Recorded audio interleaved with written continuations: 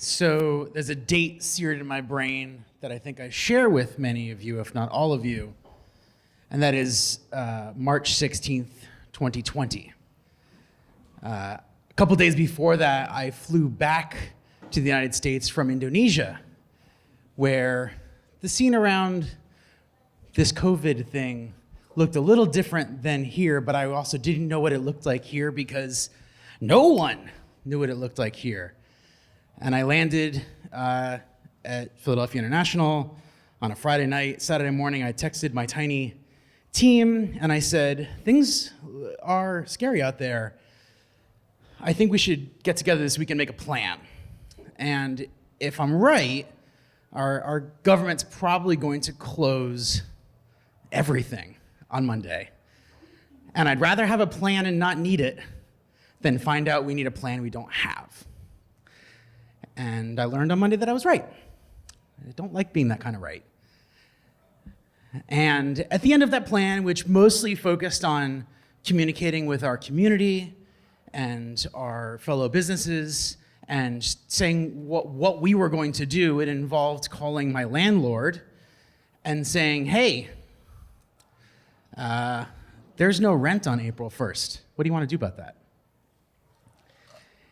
And they could have responded a lot of different ways, and I want to give them credit where credit is due, in which they said, well, rent will be due, but none of us know what's going to happen next, and so we're not going to charge you any late fees and penalties. How kind and generous of them. And at this time, we're thinking, 2 weeks, how bad could it be? And I'd done the math, and I was like, we could maybe handle 2 months as a business who had spent 16 years bringing people together as the core of what we do. To be told that the thing that you're really good at is going to kill people is a really scary moment. And I was looking for support anywhere I could get it.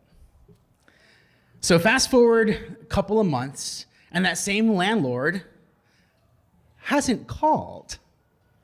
That's interesting. Landlords usually call when you don't pay them. And weeks pass, months pass, and I finally get the call that explains that they've had a change of leadership as well.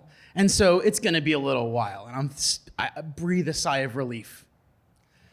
We've got a little bit of time left. We'll figure things out. Months pass. Finally get in touch with the new leadership at this company, this real estate company, and they say, so what's your plan? And I said, I don't know, what's your plan? You bringing people back to the office? No, I said, me either. And unlike most businesses, our folks pay for the space that they come to versus the company paying for the space where their employees go. That'll make sense in a minute.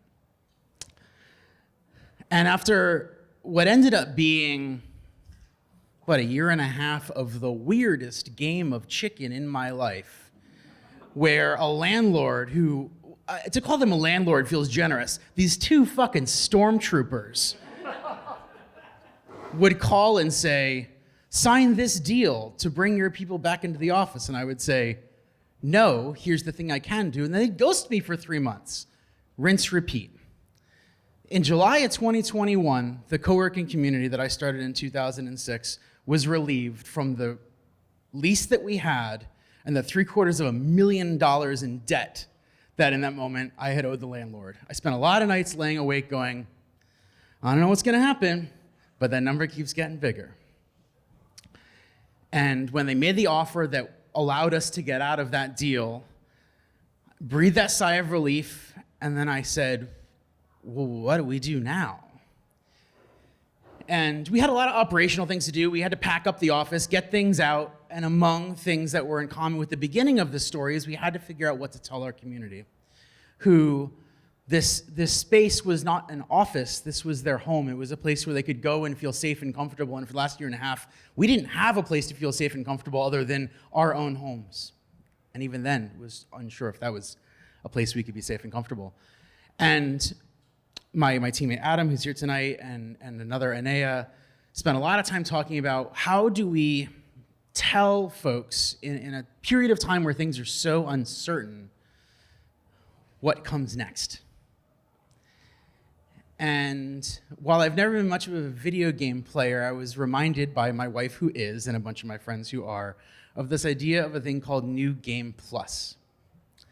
And that's what I want to share with you tonight, and what I shared with our community in that time. There are certain video games where when you get to the end, you beat the game. You finish the story, you beat the mega boss, whatever it is, and at the end, the game says, "You want to play again?" Which is kind of nuts if you think about it. What kind of masochists are we that we want to play the game again? But New Game Plus is a special kind of reboot. It's not go back to the beginning from scratch. It's go back to the beginning with all of the weapons, all the money, all the stuff you've accumulated throughout the course of that game. Same story with advantages. It's a pretty cool way to play a game.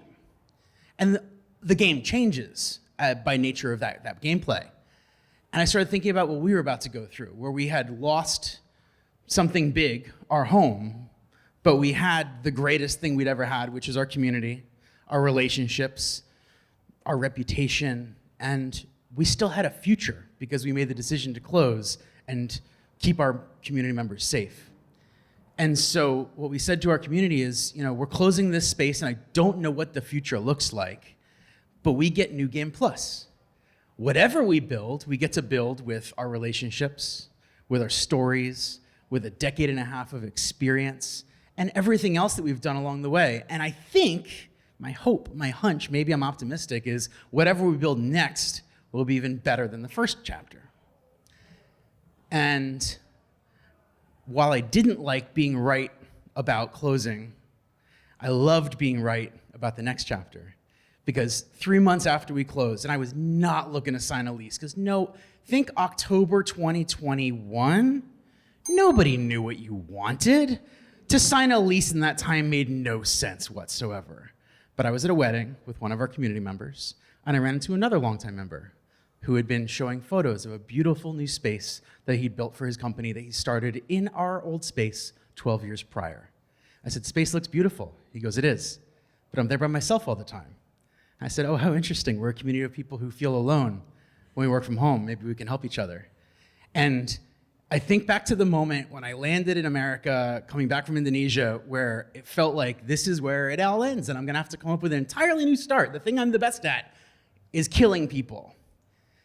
To know that today we're better than we were going into the pandemic because we played the New Game Plus mode on everything we've done up to this point makes me really proud of what we've done, who our community is, and the fact that we prioritize taking care of people over a landlord who's run by a bunch of stormtroopers.